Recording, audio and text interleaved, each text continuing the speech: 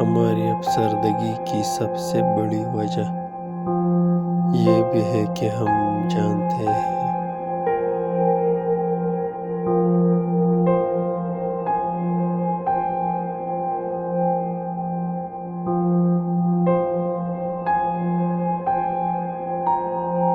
कि हम वो नहीं है जो हमको होना चाहिए था।